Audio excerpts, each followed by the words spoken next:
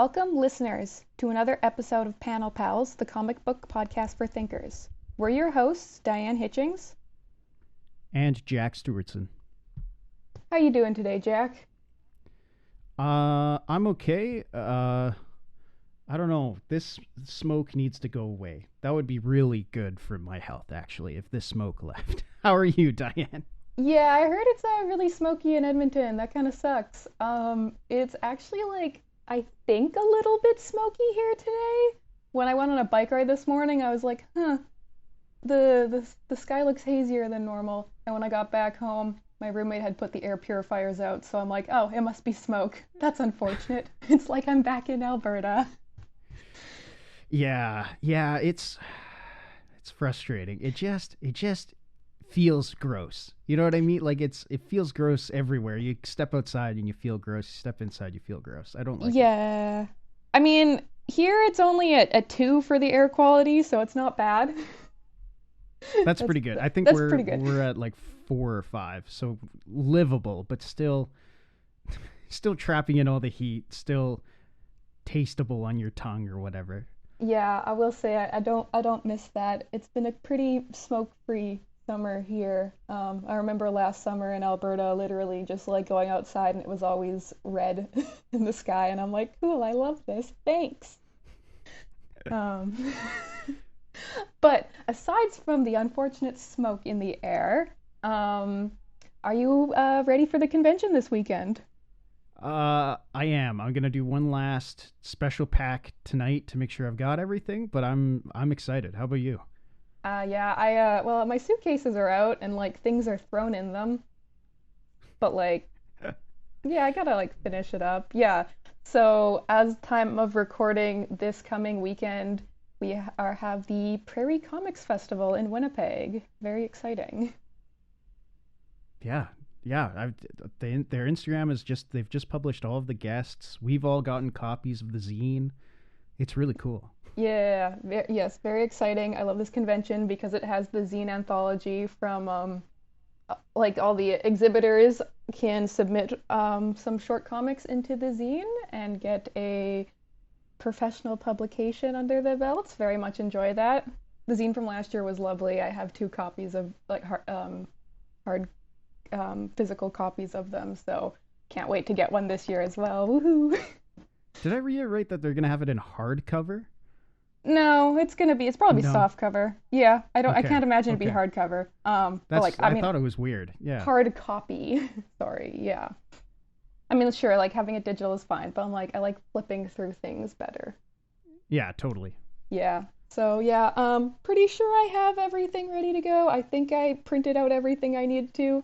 Yesterday I was definitely folding and cutting and stapling some comics, so leaving it till the last minute. That's always the case. That's every convention. Yeah, but I mean, it could be worse. I could leave it till tomorrow night after work and be like, Oh, true. I was at a con once, and the guy, he was cutting bookmarks at his table. Yeah. I mean, I've been at conventions. Awesome. Yeah, I've been at conventions where work on stuff there. And one time, the person beside me was making business cards. She was like, yeah, I like having business cards with the rounded edge, but it costs so much money to get it printed that way, so I just print them normally, and then I just sit at the convention and I have a little thing that just cuts the ends off, and I'm like, sure. That's a good way to Totally. to make the time go by when it's a little bit slow. For sure, that works. Convention talk aside, on to the topic of the episode for today. We will be talking about Yu-Gi-Oh! And so, Jack, before I get into my little spiel, question for you. When you were a kid, were you a Pokemon, Beyblade, or Yu-Gi-Oh kid? I mean, sure, there was other ones, you could have been, I guess, a Digimon kid, or a Bakugan kid, or a Battle Be Damned kid, or whatever, but the major ones. Pokemon, Beyblade, or Yu-Gi-Oh? I mean, I loved Pokemon. I was a Beat-em-on kid. I had a lot of Beat-em-on stuff as a kid, and I think I watched that anime all the way through. If you can believe it. Yeah. I've got a story about Yu-Gi-Oh, but we'll save that for the meat of the episode. I Okay. think it'll go into some of my opinions on Yu-Gi-Oh. I think. Oh, I cannot wait. But like predominantly you were a Pokemon kid then? I mean, in my child eyes, Pokemon had the most pristine, we'll say, prestige. Yeah. Yeah, fun fact. Pokemon was literally the only one I've never cared even a little bit about. That is shocking. That is amazing. I will explain why. So, like, for these kind of things, do I care about the game? No.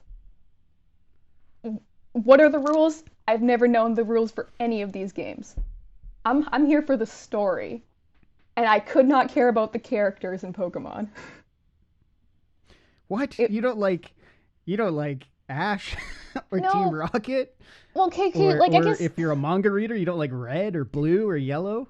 no, I just like it. It always like.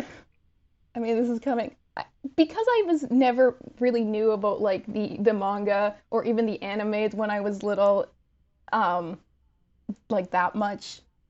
It's like the characters they just weren't really appealing to me once I got into this stuff. They were just seems too childish. And I'm like, I don't care. I don't care about this dude and his little Pokemon, his little lightning rat. I don't care. But like controversial opinion, I'm sure. um, but all the other ones, pretty much all the other ones, I have cared at least a little bit about. Um, I was definitely predominantly a Beyblade kid, as in my sister and I each had one Beyblade, and we had a great time. I did have Yu-Gi-Oh cards. I got like a stack of Yu-Gi-Oh cards from a garage sale in like elementary Hell school, yeah. and I thought they were so cool. I did not know what the game was. I did not know how to play, but like lifelong Dark Magician lover over here. Best card, beautiful. And then one time I had the cards in my pocket. Forgot to take the cards out when they went into the washing machine. No. They came No. they came out as just one block. I was devastated. You have no idea. Oh. No more Yu-Gi-Oh. Uh-oh. And then Yu-Gi-Oh completely left my mind until like high school when I read the manga. That's awesome. I have again. Once we get into it Yeah, plays into my story about Yu-Gi-Oh. But I've got a story excellent. about some Yu-Gi-Oh cards for Yeah, sure. I can't wait. All right, I will go into my spiel and then we can get more into this after that.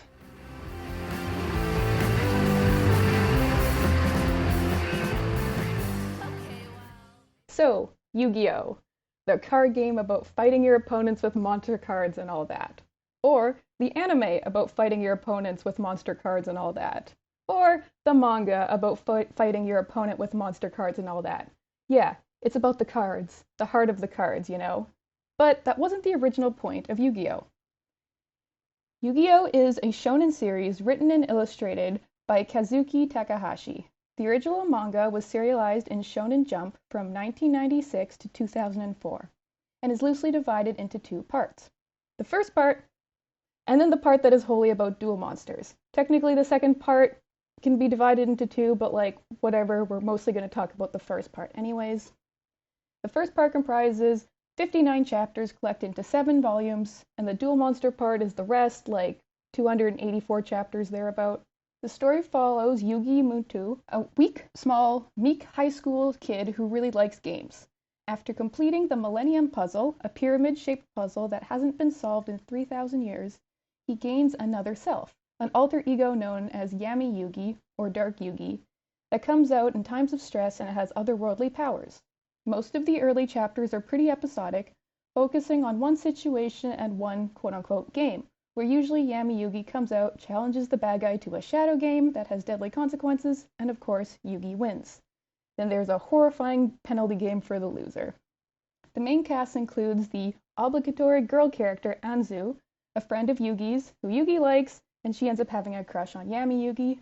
We have the obligatory bully-turned-friend character, Jonochi, or to those familiar with the English version, Joey Wheeler. I am going to, for the most part, call him Jonichi because I never really watched the anime when I was young, so I don't know who Joey Wheeler is. Anyways, Jonichi's friend, Honda, which is another bully-turned-friend character, and then we have Yugi's grandpa, who owns the game shop that most of the games in the series come from. Later on, we also meet Seto Kaiba, probably the most recognizable character besides Yugi, and he is Yugi's arch-nemesis in Duel Monsters.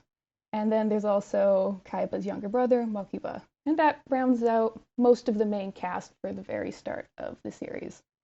Anyways, back to the cards. Duel Monsters was actually introduced in Chapter 9 of the original manga, and then comes back a couple times at the start there too. The card game really struck a chord with the readers, and so the rest is history. The rest of the manga and everything else became about the cards. Yu-Gi-Oh! Is one of the highest grossing media franchises in the world, having grossed $5.42 billion. The trading cards for actually playing the game have been available since 1999, and as of 2021, 35 billion cards have been sold worldwide. There are 10 anime series, 4 movies, a mini-series, and currently I think there's a series being released on YouTube or something, many of which of these parts also have a manga adaptation. Though the only manga written and illustrated by Takahashi was the original manga run. All in all, a very prolific IP. Now, a bit about the creator of Yu-Gi-Oh!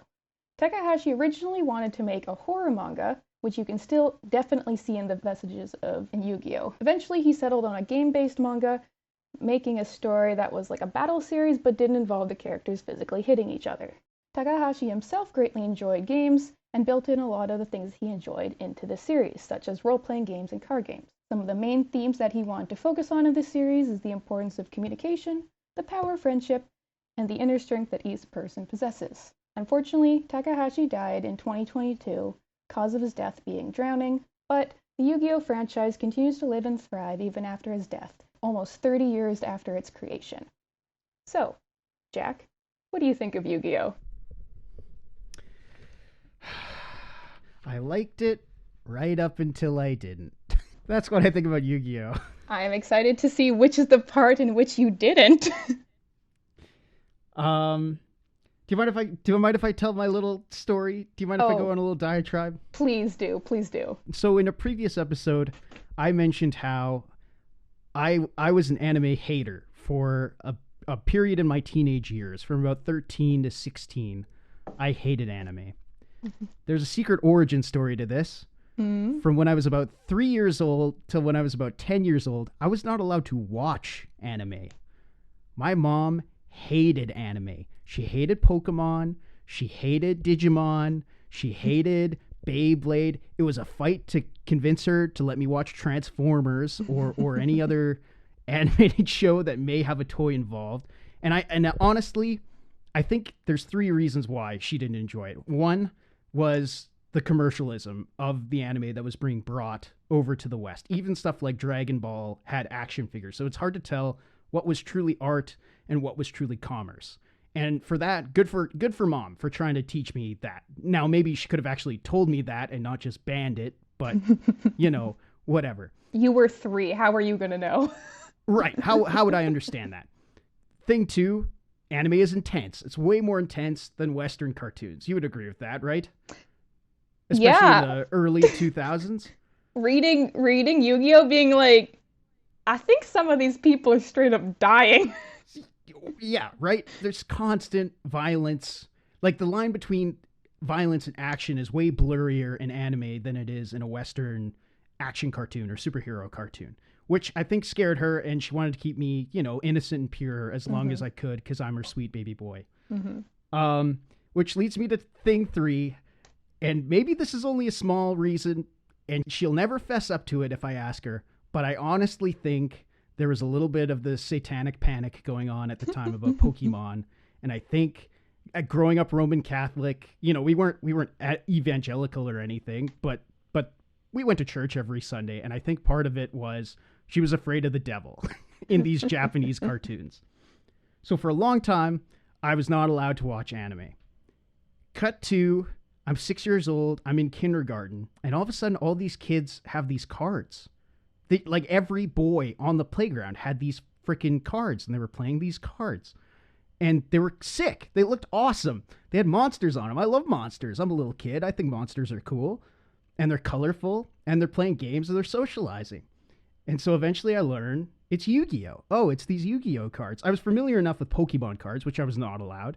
But Yu-Gi-Oh! Cards, it's a little bit different. And at the time, I don't think the cartoon had yet aired. It was this weird period where we got the cards first and then the animated series, maybe. Mm-hmm. So I go to my parents and I say, oh, all the kids at school are playing with these Yu-Gi-Oh cards. Can I get some Yu-Gi-Oh cards? This would have been at the beginning of the school year. My birthday is in October. I'm planning ahead. I'm thinking, I'll get some Yu-Gi-Oh cards for my birthday. No, they will never buy me Yu-Gi-Oh cards. I would have to save and scrimp my money if I wanted Yu-Gi-Oh cards. So I did. I saved all what little allowance I got. I saved a little bit of my birthday money, a little bit of money from grandparents. I saved. I had to convince my parents to drive me to a freaking store. I'm 6 years old. I'm convincing my parents to go to a store where we can find Yu-Gi-Oh cards, which are sold out, by the way. They're gone. I'm able to get 2 booster packs. I don't even have enough for a deck. I have maybe 20 cards, right? Mm-hmm. I'm hyped. I've bought. This may be one of the first purchases I've ever done by myself. I've bought these Yu-Gi-Oh cards. I'm going to be top shit of the playground. The next day, Yu-Gi-Oh cards are banned at school. You are not allowed to bring your Yu-Gi-Oh cards to school because kids were stealing them and kids were fighting over them and they were getting, they were bringing them out in class and getting distracted. So guess what, Diane? I hated Yu-Gi-Oh. So you hated done. Yu-Gi-Oh immediately? Oh my God. I hated Yu-Gi-Oh. I would have friends. I had a neighbor who loved anime and manga, and he had Yu-Gi-Oh cards. He had a lot of Yu-Gi-Oh cards. Like most kids my age, I think, have at least a tin of Yu-Gi-Oh cards somewhere in their house if they haven't, given them away to younger kids. But he had like a milk carton full, like a liter milk carton full of Yu-Gi-Oh cards versus my 20 booster pack cards or whatever. Mm-hmm. And we would try and play. Neither of us could actually understand the game, for one thing. The game is impossible to understand. And the game would either end by him playing out one of his ultimate monsters that like you're not supposed to play out on your first turn. He just had it in his hand. Or I had a pair of a card called Shuffle Deck. Mm-hmm. Where if you play the card, both you and your opponent would have to shuffle your decks. And he hated shuffling his deck because he loaded his deck. I know he loaded his deck, which is why I played it. And he would get in a sour mood if he ever had to shuffle his deck. And he hated that I had 2 of those cards. So I hated Yu-Gi-Oh. Yu-Gi-Oh was off. It was off for me. Cut to, I would have had to be, I think, probably 10 or 11. So right at the end of, my parents don't care. I'll watch anime, whatever I want. I used to read, did you used to get Owl or Hoot or Chickadee or any of those? You bet I did. All of them. Okay. I did not remember that they had anything to do with Yu-Gi-Oh. Well, here's the thing. They used to have in the back section reader reviews of books. And it would be anything from like children's books all the way to young adult chapter books. And occasionally kids would review graphic novels or manga, especially every year they had like a special comic issue of Owl, I'm pretty sure. And so they would have kids review comic books. And one of them was the first volume of the English translation of Yu-Gi-Oh. And in it, I remember the kids specifically mentioning they don't play cards. And I thought that was so interesting because everything I knew about Yu-Gi-Oh was, well, no, it's cards. The cards came out first and then the anime was my assumption, just like how it was presented to me. So it was always interesting whenever Yu-Gi-Oh is brought up in discussion of manga, because I also think there was a time, and you can maybe correct me, where Yu-Gi-Oh might have been considered one of the big 4. Do you think that's true? I don't think it was considered one of the big 4 as in the same realm of like One Piece, Bleach, Naruto, and I guess Dragon Ball. It didn't exactly fit there, but it was definitely one of the big ones. Like, it was really big. It was really big. Once the manga started being about the cards, of course. Yes, yeah, of course. Yeah. But it was like different. To the point where it was kind of like Bleach in the way that it was edgier, I would say. Yeah. Yeah. But also to the point where it's this massive franchise that is still going on, supposedly. I don't know. I'm not paying attention to the Yu-Gi-Oh scene. Nor am I. But like that's significant. Like Mm-hmm. so is One Piece. So is Mm-hmm. Bleach, kind of, sort of. So is Naruto, kind of. So is Naruto, kind of, sort of. Even Dragon Ball, right? Yeah, Dragon Ball Daima came out this year. sure. Yeah. So, you had never actually read the manga then? This is the first time I've read the manga. Yeah. Excellent. So, when I pitched this episode for like Yu-Gi-Oh for being the next episodes on my half, you got pretty like kind of excited, and I was like, "Whoa, what?" And you said that it was because you wanted to do an episode about Yu-Gi-Oh at some I point. did. Yeah, and it was because of what you said that you heard your entire history with Yu-Gi-Oh. It was because of my history with Yu-Gi-Oh! And I also wanted to see when the switch flipped, Hmm. when it became about card games. And now you know. And now I know. Technically, chapter 9, they introduce the cards, but it does take 59 chapters for it to become almost entirely about the cards. For it to become about the card game, Yeah, right? There's the distinction. yeah. Were you aware then that the original point, wasn't for it to be about cards? No, no, I was not. I expected the flip to switch way sooner. I'll put it Hmm. that way than what happened, and that delighted me. That was very exciting to like. Oh, it's not about this. Oh, it's still not about. Oh, it's about this entirely different thing, and it's way more interesting when it's not about the fucking card game. It is. It is. I mean, maybe it's just a personal preference because, like I said, for all these toy related franchises, I have never cared about the game. Did I ever know how to actually play Beyblade? No. I don't think I ever did because even though we each had a Beyblade, it's not like we had the bowl to play it in. So it would literally just be us launching it onto the carpet. So, anyways, Oh no, you got to do that on cement. You got to do that on the sidewalk. yeah. So as you can see, obviously, even though that was our introduction to Beyblade, fun fact: me and my sister are diehard Beyblade fans to this day. I literally bought a Beyblade manga like last week. um, Beyblade is sick. Beyblade is Beyblade very is cool. great. For me, these things have never been about the games. It's always about the story and the characters. And so at the start here, when it's just kind of like this episodic thing about there just being a random kind of high school situation that is not realistic in any way, but then it's just like, oh, there's just like a sudden death game with super high stakes. Sure, yeah, fun. And then it's like, oh, and then there's like the power of friendship. Yep, my favorite. I love it. It's an interesting transformation from Yugi being a precocious kid who transforms into an angel of vengeance, and then it gradually becomes about this bond that he shares with his three other friends. That Hmm. like that is an interesting route to take with a supposedly horror inspired manga, right? Yeah. And I love that. I am ride or die for the power of friendship trope. Like, I have read so many of these, like, similar kind of, like, toy based or even, like, just random battle based manga. And they'll be like, ah, yes, this is working because of the power of friendship. Yep, I will accept that uncritically every time as long as I believe that these people are actually friends. And in this series, I do believe they are actually friends. They Yeah, hang yeah. out, they get along, they kind of like rib each other. It's so cute. I love it. Dude, Honda and Joinichi, they're boys. They're sick.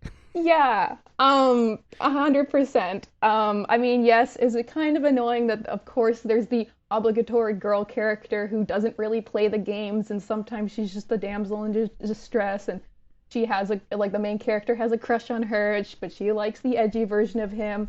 Yeah, I could really use some better girl representation, but this was from the 90s, so what am I going to expect?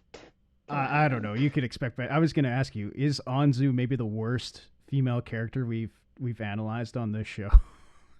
Yeah, we haven't talked about Naruto yet, so Well, I know it sucks because like like I do like the fact that she can like physically like she is relatively physical. Like she bashes a dude in the skull with a globe at one point. Like that's pretty baller. So I do like that aspect about her, but like everything else is just kind of really lame. She exists only to be kidnapped or to serve as like a sexual object for the boys. I did not enjoy reading anything when Anzu was on the page. I I felt know. gross. And it's like, okay, so like once it gets all about the card game, they do introduce like one female character who actually plays the games. Did you meet her yet? Yeah, I got up to my. Yeah. Yeah. Which is like, I guess she's cool, but like, okay, I didn't reread up to that point. I have read the entire thing, but it was like in high school. Isn't her deck like mostly just It's like, all girls. It's yeah, all girl cards. it's very girl coded. It's like, okay, then couldn't we have at least had one boy who had a very boy coded deck? No, of course not. Yeah. It doesn't. Yeah, it hurts that they're like the sirens or whatever. Like, Yeah. Bai is also a sexual object. Granted, I think she has more. I don't know. Agency, No, I guess, yeah, kind of. than Anzu does for sure. But then she also falls into the like she's a fighting character, but she is not one of the important ones. Sure, she's there, but like she's not that strong at No. Duel Monsters. She's not that good. Yeah, it's frustrating. She has the potential of being an interesting reoccurring character, but I doubt that she is. She comes back a couple times, I'm sure. I do not distinctly remember if she's there at the very end. Let me see if I have it up. 1 second. But I Let me mean, check. even as a foil, right, to the fellas, like she never wins a tournament ever. I'm gonna guess, right? Like, No, I mean, does anyone win a tournament besides Yugi? yeah, but everybody else is at least a contender. Yeah, that's true. I mean, like Jonichi's never gonna win a tournament, is he? Like No. he literally sucks at this game, but whatever. Whatever. Anyways, yeah. But anyways, friendship. Yes, I do believe they are friends, and I like that. About that, so I think. Let me see there if I can find the quote here. That the author Takahashi based the names of the two major characters Yugi and Jonichi on the Japanese word yujo, which means friendship. So the first syllable of each of their names goes into the Japanese word for friendship. So yes, Hell friendship yeah. is the point of this. Is this maybe Ground Zero for like the friendship, the power friendship saves the day? I do not know. I can't think of anything specifically off the top of my head that I've read that came before this that fed into this trope.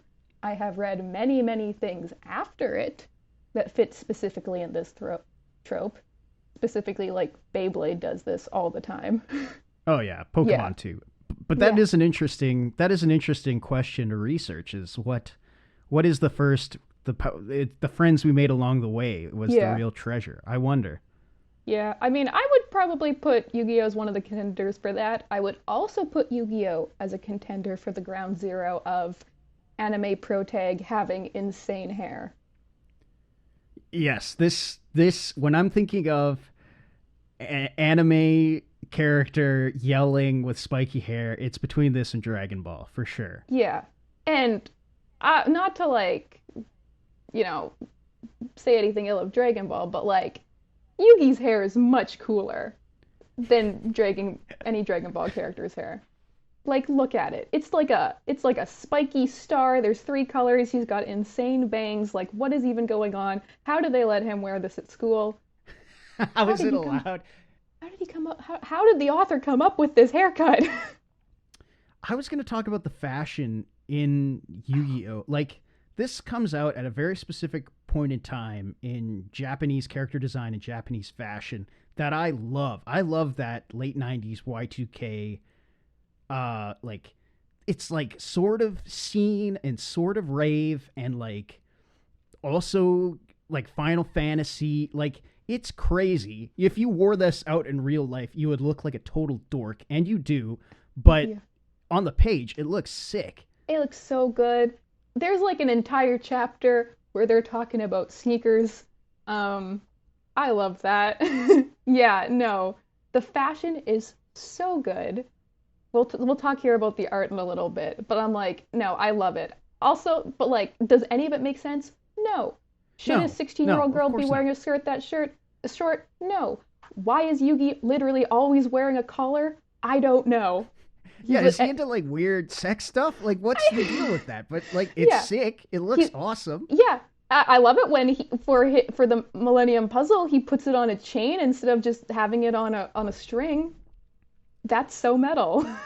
It's so sick, dude. I love when he turns into Dark Yugi for the first little bit. This gets abandoned for some reason, but he's got the onks on his sleeves. Like that is Hmm. like peak Yeah, design. yeah, it's so good. It's so cool. It's so edgy. I'm sure if I would have read this like in junior high instead of like in high school, I would have been like so much more of like an emo fashion kid. I would have been like, "Mom, we have to go get tank tops and leather pants." And Leather she would have been, pants. "No." And I need a Japanese schoolboy jacket. Yeah. Which again, no schoolboy jacket looks as cool as these ones do. No. I need a giant chain to wear to school. Yeah. Yeah, I'm sure my Catholic school would have loved me showing up like that. But on that note, about the art, what do you think about like the art and aesthetics of the manga? Again, it's I love it until I don't. I think the very early stuff, especially again, the first when it's not about dual monsters, when it's about Yugi and the fellas Hmm. and Anzu Yeah. getting into trouble, I think it's really dynamic. I think Takahashi is doing a great job of like facial expressions that aren't like just people mogging at the camera, which eventually that's when Duelist eventually I started to notice in Duelist. This sounds like me hating on Yu-Gi-Oh! I think Takahashi's a great artist. You Hmm. ever read Duel Art, his art book? No, I haven't.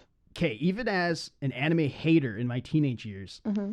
every once in a while when I went into Indigo, I would see Duel Art in the graphic novel manga section, and I would, my curious little eyes would wander. It's sick. His art is amazing when he's not even, especially when he's not confined to the page. Like when he's doing watercolors and when he's doing like digital coloring, it's amazing. It's awesome. You should look up Dual Art.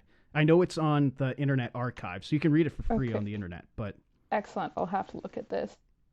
it's sick. And his monster designs are incredible also. Hmm. I won't hate on any of those from beginning all the way to when he's doing Duelist. The Hmm. the monster designs are amazing.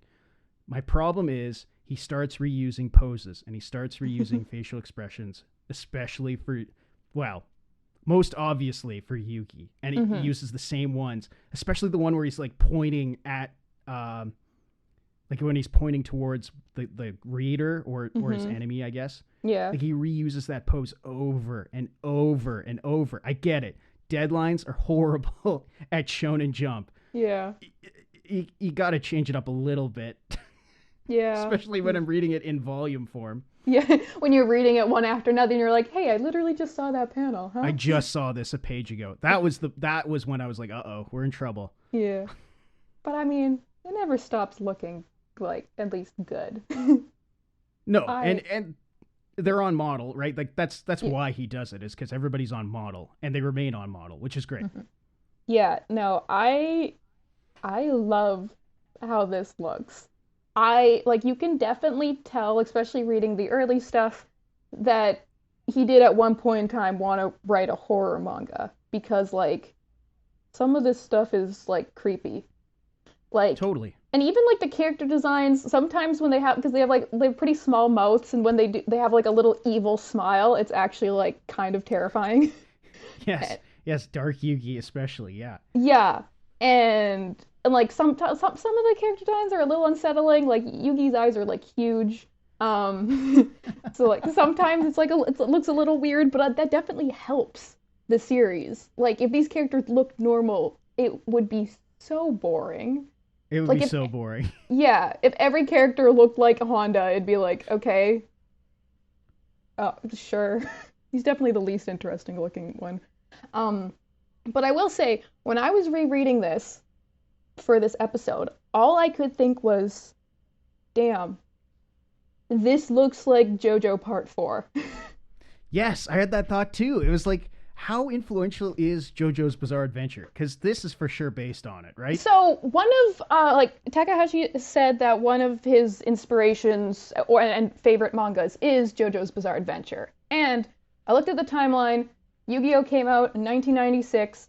Part 4 of JoJo, Diamond is Unbreakable, ran from 1992 to 1995. So that was the most recent JoJo part. And I was like, yup, I can see it. This reminds me so much of JoJo Part 4. The school setting, the school outfits, even the way that the wrinkles in the clothes are rendered, some of the posing, the speed lines, the way the word bubbles are used. Did I say posing? He's got a character named Joanucci. Yeah. And just even like part 4 of JoJo, fun fact, is my favorite part of JoJo. Just because it's so like relatively mundane. And like they'll just be doing random stuff that is kind of vaguely like high school shenanigans. They'll get stuck in an electric tower or something, or they'll be like just having a petty squabble with a manga artist. Like they're just like these little low stakes kind of things that seem really high stakes because everybody's got crazy stand powers. And that reminds me a lot of Yu-Gi-Oh here at the start, where it's like, yeah, pretty mundane stuff, going and buying a pair of sneakers, but then the stakes get insane because a guy decides to put a fucking scorpion in a shoe. Fun fact, the chapter with the scorpion in the shoe is one of the top 10 things that lives rent-free in my head. I think about it all the time. I'm like, it's yeah. Tight. I'm like, yeah, Yu-Gi-Oh, you know, the thing about the cards. Except they had a fucking scorpion in a shoe and a guy almost died. No, it's about scorpions and shoes and lighting motherfuckers on fire. That's yes. Yu-Gi-Oh! Yeah. And just, you know, people falling off buildings and stuff, you know. Good stuff. Love it. I think what's interesting about like the writing of Yu-Gi-Oh! And which goes into the character design is all of the adults except for Yugi's grandpa and Yugi's mom, I guess, kind of, are sinister. There are no good adults in the world of Yu-Gi-Oh! Which, like, is perfect if you're a kid reading it, right? Mm-hmm. Especially when you're going into your teenage years, you feel like the world is against you. You feel like all the teachers in your life and the parents and your soccer coach and your piano instructor or whatever, right? Like, they're all trying to keep you down. And in the world of Yu-Gi-Oh!, that's true. Which means that you can kind of relate to these characters on a more visceral level. Yeah, the only ones, the ones that are good is like your cool grandpa who gives you cool grandpa who gives you cool games to play, and almost dies a bunch. But yeah, no, you're right. I didn't really clock that. I guess I didn't also really clock that because like this manga does kind of suffer from the everybody's legs are a million miles long, so like how am I supposed to tell what age characters are when all of them are tall except for Yugi is short? Except for Yugi sometimes. Yeah, sometimes. He gets taller as it goes on, which is kind of sad. It's like slow and you don't exactly notice it. Yeah, there's a picture of him here. This is the last chapter of the second part, technically, before it becomes the third part. And there's a picture where anyways, all the characters standing beside each other, and I'm like, what do you mean Yugi's like only a little bit shorter than the other people? He's supposed to be like at their hip height. What happened? He went through a growth spurt? I guess that's fair. They're in high school, but no, that's not the point. Anyways, now he's got super long legs like everyone else. So like with a character design, like how old is Mai supposed to be? Is she also supposed to be 16? Because fun fact, she has to be. Yeah. That's not what a 16-year-old looks like. That's not what a lot of human beings look like. Well, fair. I don't think her legs could hold her head up. No. Oh, no, fun fact. According to the wiki, she is 24 years old. That must be modern day. That cannot be true of the manga. No, I'm pretty sure, yeah. She's slightly older than people. Yeah, but But she's still in high school. She can't be 24 and still in high school. Mai's not in high school, is she? Oh, Mai. Sorry, I'm thinking about Anzu. No. Anzu's 16, yeah, but like No. But if you look at the way like the body proportions, she's very similar to Anzu, except for she's wearing a more adult outfit. But like biker chick here. Yeah, but I will not ever give any manga artist any leeway in believing that they dress characters like appropriately for their age. Yeah. So it's like, so I don't know. She could have been 16, or maybe Anzu should be 24 if she's dressing like that. But anyways. Yeah. Yeah. The character design is, I mean, like we said, the fashion is great. And I will also, again, get off my high horse about complaining about the female characters. I won't. Anzu sucks. Okay, one of these days I will endeavor to find a manga where the female characters are actually really good. I will make it even harder. They're out there. There are, and I'll make it even harder myself and try to find like a shonen where there's actually good female characters, because surely they exist. One day we'll do Ranma. Does that count? I mean, half counts. But yeah, no, someday I will do it, like actually purposefully go and try to find something that actually has good female characters so we could please have some good representation around here. Yeah, kind of sucked as growing up trying to be reading stuff and like there's just never any good girl characters. Like, cool. I guess good girl characters don't exist. And the girl characters are just kind of annoying, like Anzu, where she doesn't really do anything. And so you're like, okay, well, this is why I always ended up cosplaying guy characters. Hell yeah. Because the girl characters were never that fun. Yeah.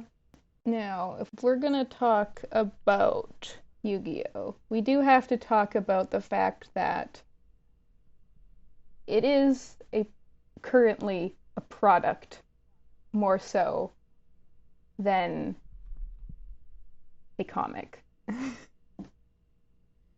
Like I said earlier, it is a very profitable franchise.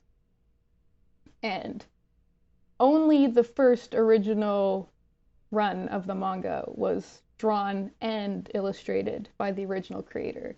He did have some part to play in some of the following mangas, but none of the other ones were actually drawn by him. And obviously there is the card game, which is a product. It's a toy. Very commercial, like you said. Your mom not liking the fact that anime seemed to be a lot about selling toys. What's interesting to me is the fact that, unlike a lot of these other franchises, Yu-Gi-Oh! Started out as a comic and only serendipitously became about a product. It was never supposed to be about a product. It was supposed to just be a vaguely horror-inspired something to do with Egypt kind of story about kids. I would kill to know how the manga would have gone if it didn't get really just about the cards. Yeah. I mean, you have infinite possibilities when the major theme of your story is different kinds of games, right? Like, Takahashi explores this in the early parts where what is a game? A game is any competition in a certain way, right? At least to him. Maybe I'm off base with this, but in the only anthropology class I took in university, and I did not get a very good grade in it, so bear this in mind. We had a class about the importance of play in an animal, specifically early humans, and what does play mean? And we came up with the definition, or the importance of play is it is a chance for kids to figure out or to try on what they might do as they grow older, right?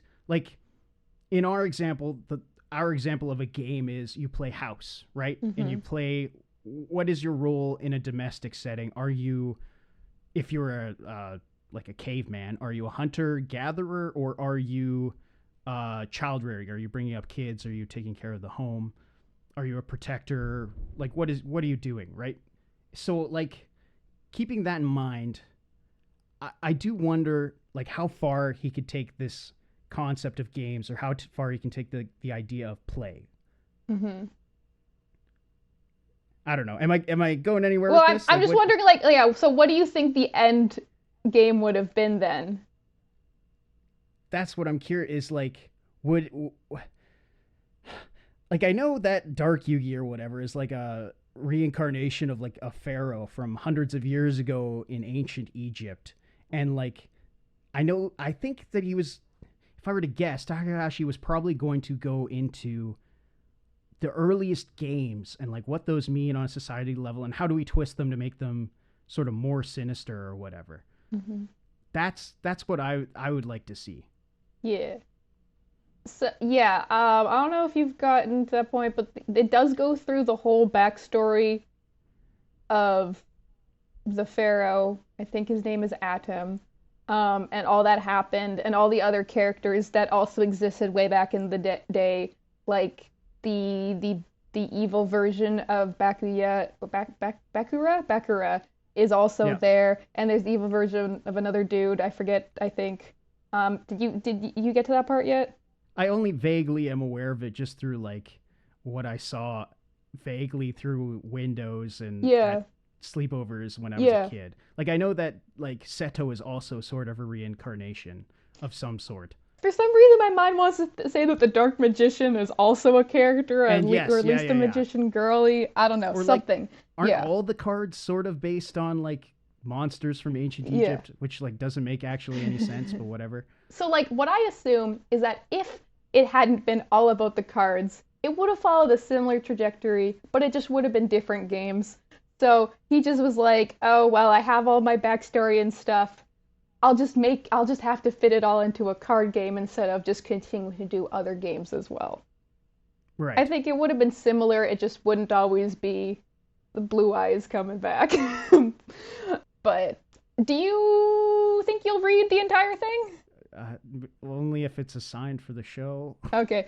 Anyways, do you want to know how it ends? Yeah. I mean, like you've read a decent portion of it, and I like read a decent chunk. yeah, Yeah. pretty much like Part of my most. research was also, I went back. I watched, what were my parents so afraid of? I watched the first episode of the anime. Uh-huh. I watched the last 5 episodes of Battle City because that's what I remember from when I was a kid. That was Okay. like the peak. And then I watched the movie, and I Hmm. hated all of it. I didn't like any of it. Well, yeah, because like the anime is never as good as the manga. Not to say something controversial, which I do not think is a controversial opinion. But yeah, no, I don't. And like I don't think I have ever seen a minute of the anime. Um, Yeah, you're not missing much. yeah, because like here's the thing: growing up, my parents were not against us watching anime. Why? Because my parents didn't know what the hell it was. They had no idea what it was until one time my sister and I were watching it in high school, and they were like, "What is that?" They're like, "What are you doing on your computer?" And I were like, "Watching anime." And they're like, "Okay, good. We were worried you were on Facebook." So, anyways, maybe so obviously my parents knew nothing about anime. It's just that we didn't watch a lot of TV growing up. My parents were like, "No, you can't watch SpongeBob." Oh, we weren't interesting. we weren't allowed to watch SpongeBob because SpongeBob was like gross or crude or too violent or whatever. So obviously they didn't know what anime was. um, Interesting. so I never really watched anime growing up. I maybe saw a little bit of Beyblade. Pretty sure I did because then in junior high I watched the entirety of Beyblade. This is why I'm ride or die Beyblade. But it's like no, I never watched the anime, so like I do not care about it, and I do not care about them giving. Honda's name is Tristan. Who? Yeah, Who is yeah. The that? westernization is like, it's so painful. Yeah, it's like, no, it doesn't matter. But anyways, so like most of the series is pretty much they just continue to play Duel Monsters and the stakes get higher and you learn more about the past and then there's like um more Egyptian characters start showing up and then you hear the whole backstory stuff about what happened back 3,000 years ago. And then the very Yeah, I was end, wondering yeah. when Egypt was going to come back into play. Like it comes back sort of into play early-ish, like in what was it, like volume 3 maybe, right, where he's fighting the mummies. Anyway, but like then it just disappears. I was Yeah. like, oh, okay. So, and then like the whole so like there's the first part which isn't about dual monsters, and then the whole latter part is about dual monsters, but you can divide the other two into two parts where it's like they play in card games, and then the very last bit is now we doing the Egyptian stuff. I think they go to Egypt, they're in one of the tombs, they're still playing card games. The entire series ends with Yugi and Yami Yugi having a dual monsters fight. Oh, And Yugi wins. oh. And And then he quits playing card games, right? Because at this point no, he's matured enough as an adult, so now he no. doesn't What actually have to happened? play card No, games. no. Oh, Luckily, no. They continue to play card games. But what happens no. is because Yami Yugi's defeated, he's able to go on to like this, like move on into like the spirit world, or like his soul is finally at rest kind of thing. So he leaves, and everybody is like, "No, we're so sad. Don't leave. This is our friend." And then they're all like, "Don't worry. Like even if you leave, even for thousands of years, you'll still be our friend." And he's like, "Yeah." And then he walks off, and then like yeah, literally like the last page is they're like, "Yeah, we still playing And we'll cards." still play card games? That Yeah. sucks. Well, it's supposed pretty That much is really. like Su- no, oh, that's no, it depressing. doesn't. It's great. Oh my god, no. Let me just well, like what it's implied that they don't really end that. It's like blah blah blah. Let me just read the last bit to you. Um, this isn't the story of a great pharaoh. Everyone has a story of their own, and that story ends in light. My story has just begun, and then it's Yugi like walking towards the sun. Anyways, I mean, I that'd be cool if it okay. wasn't about card games. Because I've read this whole thing before. I reread like the last few chapters of the entire thing, and I'm here, and I'm like almost crying. I'm like, oh my god, so many cards.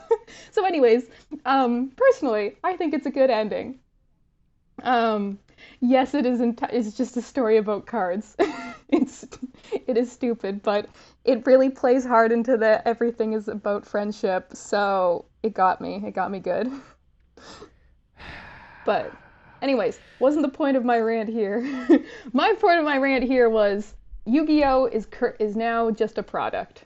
It is a product to sell toys. Even though it wasn't at the start meant to sell toys, meant to be anything more than just a story about crazy death games.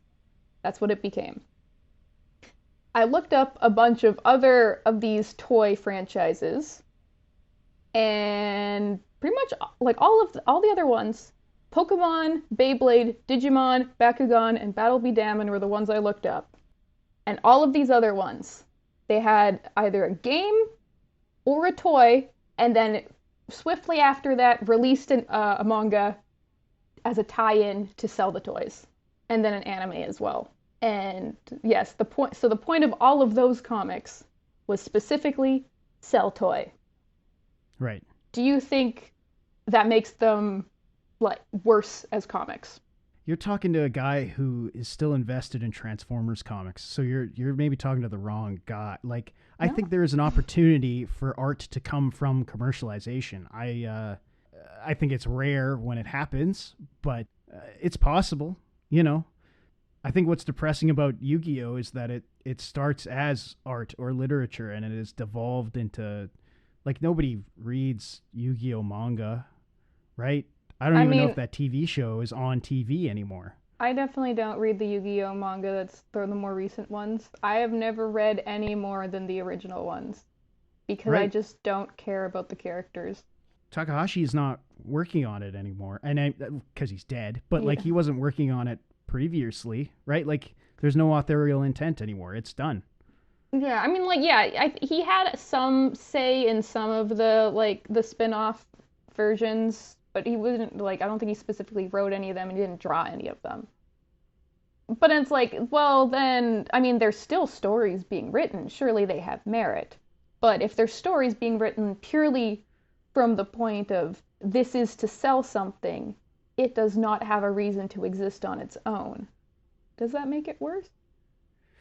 Does it make it like artistically or conceptually bankrupt? If we were going according to the rules of the Frankfurt School, yes. But I don't know. We live in the modern age where all art is commercial now. So Yeah. I I don't mean, know. like, I have a hard time, you know, saying yes because apologies for bringing it back to Beyblade again, but I have to. The reason I am an artist right now is because of Beyblade. um, and I'm not That should be a kidding. T-shirt. That's got to be a T-shirt. So what happened is my sister and I really got into the Beyblade anime in junior high. And this was just about the time where we started being like slightly good at drawing. So we would draw the characters in the show. And as a young person, seeing a thing that has no good female characters, we would make our own Beyblade OC characters to exist, but they were No. girls. No, What? Diane, don't say that on a podcast. This is going out to people. Yeah, but like, it's what we were like 12. What do you want? It's awesome. And we were like, It's there were no sick. good female characters. And so we would we would like, draw our little characters and put them in the story and kind of thing. And then we'd be like, okay, and then it would like get us to start writing our own characters and our own stories. And then we'd start like making more of our own characters and more of our own stories. And we'd keep writing and we'd keep drawing. And then it was a constant like increasing of our skills as writing and drawing, and I never stopped writing and I never stopped drawing, and now I'm a comic artist. All through Beyblade, Canadian Beyblade Dojinshi. Do you still have those? Didn't really read the Beyblade manga or anything. I Oh, only watched the anime. No, no, no. Yeah. But like I mean Dojinshi is like you made Dojinshi. You made fan comics of Beyblade. Like No, I drew. We made fan characters, and we like drew the characters sometimes. We didn't really oh, make I see, comics I of see. them. No, I see. we were not good enough at drawing to make sequential art. That was way too much effort. This was like it took me 2 hours to draw one person, so there was no way I was going to make sequential art at that time. Just was not I that good see. at drawing. I see. But no, much later did I become actually good enough to do sequential art in a timely manner that didn't kill me. But yeah, I know what you're talking about. Those exist. I've seen them at conventions. But yeah, so it is really hard for me to say that something like a comic that exists solely as a product or like an anime that exists solely as a product is morally bankrupt because it is the reason I am now an artist, cringe as that may be. But also at the same time, I'm here saying, I'm not going to read any of the newer Yu-Gi-Oh stuff because I don't care. I'm not going to read any of the newer Beyblade stuff. I read the first two, I was invested in the first two. First of all, it is extremely hard to try to find an English version of the Beyblade manga. The more recent ones. The original one you can find, but the more recent ones, literally Interesting. impossible. So I recently bought from a thrift store a Chinese version Hell of yeah. a slightly more recent Beyblade that I care about. It was $1.99, Hell yeah. and it's like a children's like manga magazine from Hong Kong. But anyways, because it is literally impossible to find that series of Beyblade. But whatever. Anyways, I digress. I don't care to read any of the newer stuff or watch any of the newer stuff. I don't care about those characters. Like I've said, I'm not here for the game. I'm not here to be like, ah, yes, let's watch the Yu-Gi-Oh tournament that happens in this anime because I am a connoisseur of the sport of Yu-Gi-Oh. No. I don't think a single person does. If they do, Lord help you. Yeah, I wonder, do kids care about Yu-Gi-Oh anymore? Somebody must, because they still sell it at my drugstore, but Yeah. like, And then, like when I go to Toys R Us and I go look through like the Beyblades and the Pokemon cards and the Yu-Gi-Oh cards, I still see them.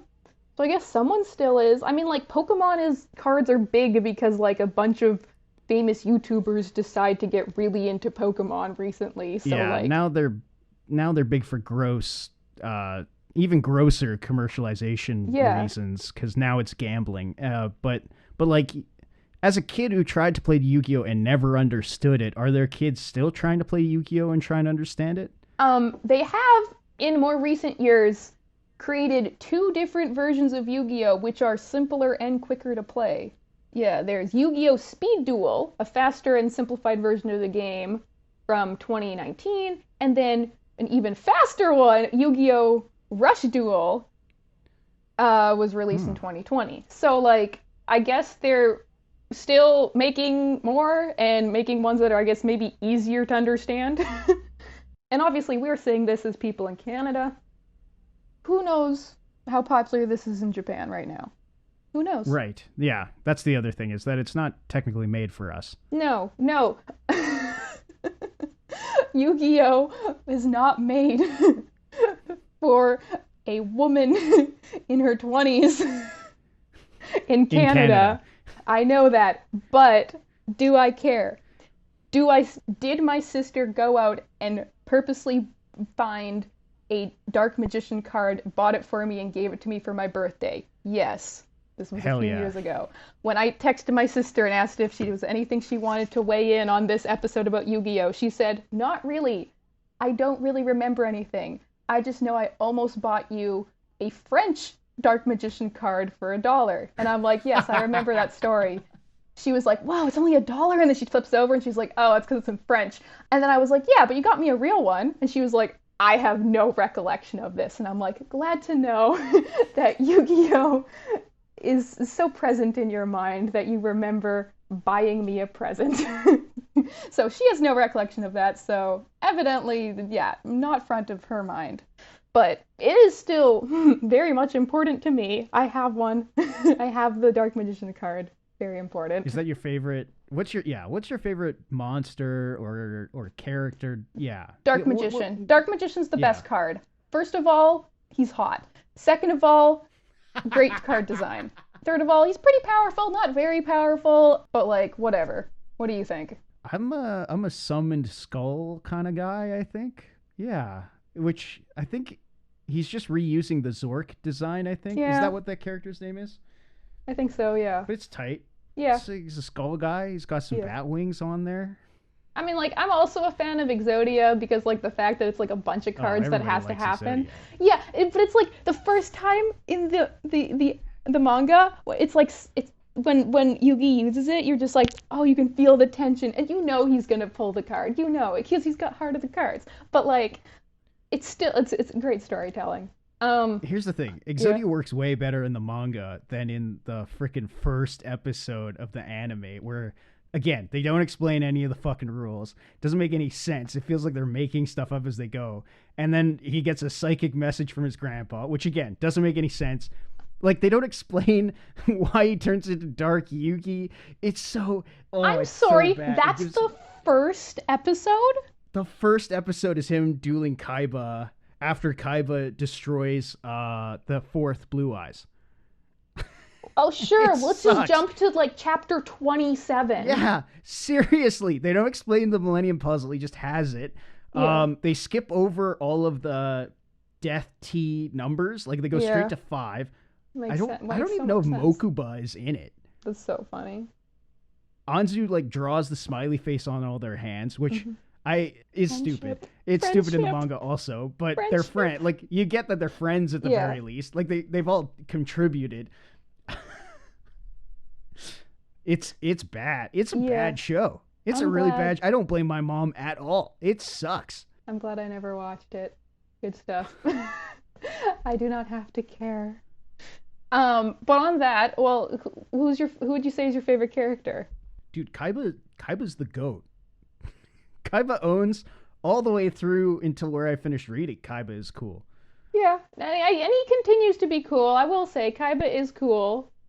He's kind of meanie, but whatever. I can't think of any other character who gets their heart, quote unquote, purified Yeah. and still comes out an asshole. That's really, awesome. really funny. That is really funny. That's sick. This dude was just, hey, this just means he's kind of an asshole. And it's like, you know He's what? just Go a hater. for it, my guy. He's awesome. Yeah.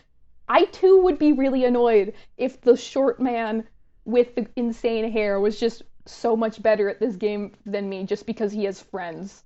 It's like Kaiba can see that Yugi is the main character, but he doesn't care. He's gonna try and make his way to the top anyway. He's awesome. Yeah. Anyways, you know who my favorite character is? It's not Joe Anucci, is it? No, it's Honda. I like Honda. No way. I just like his vibe, okay? He's With fun. the full hawk? Well, That's no, interesting. the Okay. vibe of his character, not what he looks like. He's obviously the most boring character to look at there. But like, I like his vibe. He's kind of like a strong dude. He's He's like very casual. He's very laid back. Yeah. Yeah. It's funny. Everyone's like going wild about having their little Tamagotchis, and he's like, "Nah, dude, I have a real dog at home. I don't need one of these." And I'm like, "That's funny." It is very based. Yeah. He's good at laser tag. He's cool. He just like beats up, like he just like beats two actual military sniper dudes or whatever at laser tag because like sure that makes sense. Oh, that was the other thing I forgot to write down. But one of them is just straight up Golgo 13. Did you notice Yeah. that? Yeah. Yeah, I'm like, this character looks a little familiar. It's awesome. Yeah, no, but they're good characters. I like it. I mean, like, I like some of the Egyptian characters that show up later. They're fun, but you know, you wouldn't know. I would recommend reading the whole thing. It is fun.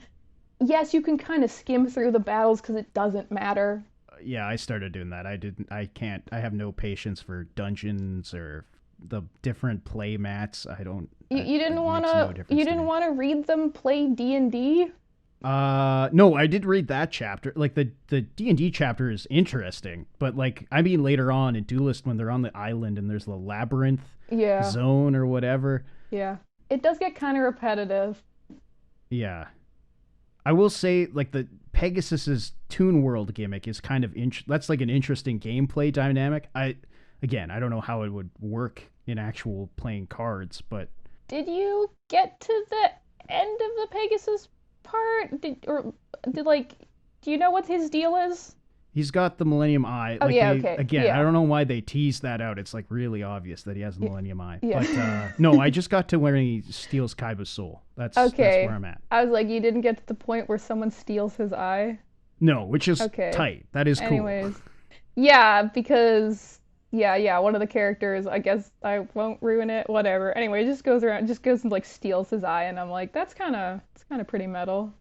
That's pretty metal for a kid's manga. Yeah, he steals his eye, and he's just like holding a bloody eye and like licks it or something, and it's like, okay, yeah, no. That's sick. I know, yeah. So like, is that what the hell's that character's name?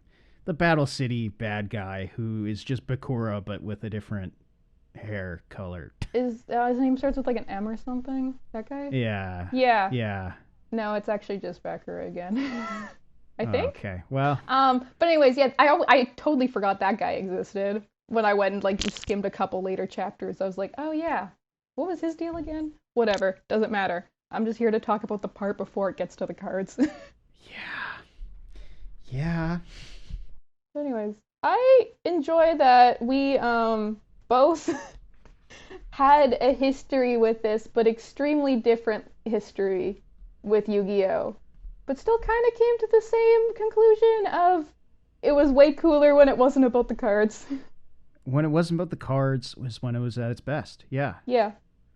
Which, again, puzzles me why it became all about the card. What was it about the cards? What was it about the card chapter specifically that Konami went, oh, we can capitalize on this?